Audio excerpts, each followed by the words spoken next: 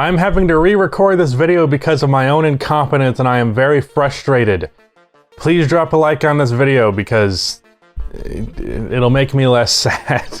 Also, I just have to address, Swish Out made this video before I could, even though I had this in my video plan for like a week. Is what it is, shit happens. The 2022 season is quickly approaching as it is less than a month away, and the preseason is just a couple of days away, and I believe today is even media day.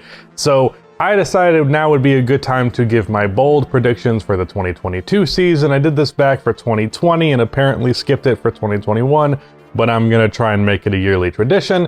So with that said, here are some bold predictions. By the way, if you guys would like to see my reactions to your bold predictions and hot takes, I'm doing that over on my second channel every Sunday and Wednesday, so go subscribe over there for that. Anyways, let's just roll the intro. Before I continue on with this video, I'm trying to hit 200k subscribers on this channel by the end of the year, so your subscription would be much appreciated. Do it. That's my pitch. Do it. Also drop a like. There's a reason YouTubers ask you to drop a like. It helps the video do a lot better, so please do me a solid. It literally takes half a second to just click the like button, even though I really never do it myself, so I'm kind of a hypocrite, but do it anyways. Also, for those of you keeping up with the series, episode 5 of my Dallas Mavericks My NBA series is out now, going over the first round of the playoffs, so go check that out and watch the series if you haven't yet. Okay, on with the bold predictions after a mountain of self-promo. First, the Hawks are the 3rd seed in the East and Trae Young is a top 3 MVP candidate. The Hawks last year, after they moved on from their terrible coach and hired Nate McMillan, went on a 27-11 run to close the season, which was good for a 71% win percentage, which if applied to a full 82-game regular season would have been 58 wins. So you can make the logical leap that a full season under Nate would result in a 50-60 win season for the Atlanta Hawks. Not only because he proved to be effective in the regular season last year, but add on to it that they're going to have a training camp this year and it's a full year of extra chemistry, a full year of more understanding of the system, the fact that DeAndre Hunter could be coming back and potentially have a huge impact as he was good in the minutes he played last year, but he was just constantly injured. And you see there's really a formula here for the Hawks to be quite the team next year. And as for Trae, he of course is going to be the main catalyst for their offense's success, and if he puts up the crazy Trae numbers that we know Trae is more than capable of doing, like let's say 28-9 on good efficiency, then there's more than enough reason to believe that if he put up those numbers, alongside the Hawks being a borderline 60-win team and bare minimum the 3rd seed in the Eastern Conference, that he would be having his name in the MVP conversation. Even then, I don't think he'd win it, but even getting top 3 in that discussion I think is completely within the realm of possibility. The Nuggets are the 2nd best team in the West and the biggest threat to the Lakers to make the finals.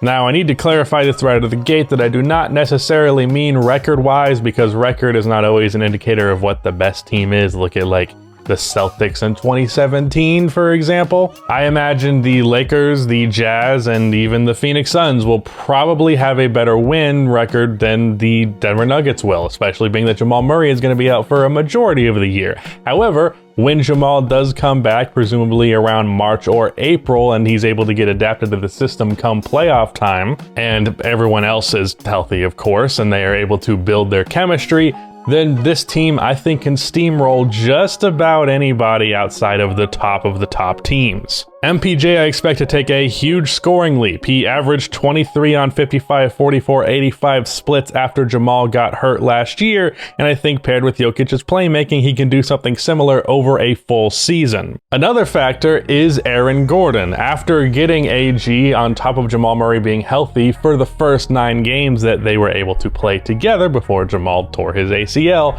they went 7-2 and looked particularly dominant in many of those games. Aaron Gordon really seemed like the missing piece that got this team to the contender level. That's why I didn't really understand why everyone was freaking out about his extension, because I don't think it was that much of an overpay, and he clearly showed to be very valuable to that team. Then add on to this a healthy Will Barton, who is a bit of a Swiss Army knife, who can sometimes be a scorer, sometimes be a playmaker, sometimes be a defender.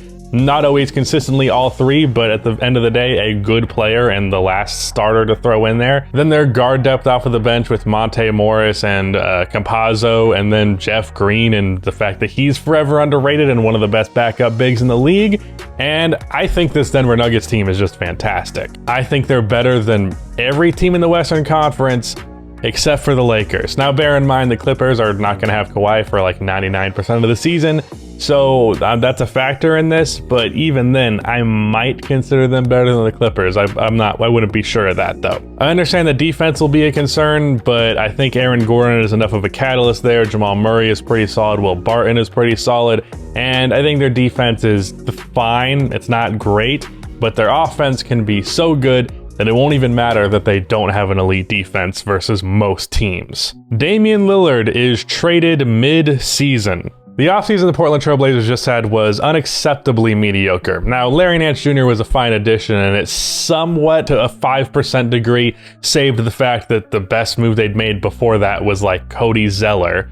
But it wasn't enough for the fact that Damian Lillard could very well be willing to leave this team for the first time in his career. Now, we are not inside Damian Lillard's head, so we don't know this for sure, but it very much feels like this year is a trial period for the Blazers and Dame to see if there's even a slight chance that that relationship can continue to exist, with Dame having the goals of being a championship player that he does. This is the first time we have seen him even entertain the notion of him playing for another team, not just entertain, but actually ponder it publicly. So I don't think that the Blazers are going to be particularly good out of the gate next year, or good period, and I certainly don't think they're going to be championship level, and I think Damian Lillard is smart enough of a guy that he's going to realize that relatively early into the season, and presuming that the Blazers do start out poorly, as I think they will, he will realize that he could be wasting another year of his career, as he's in his 30s now, so might as well ask out for a trade mid-season. So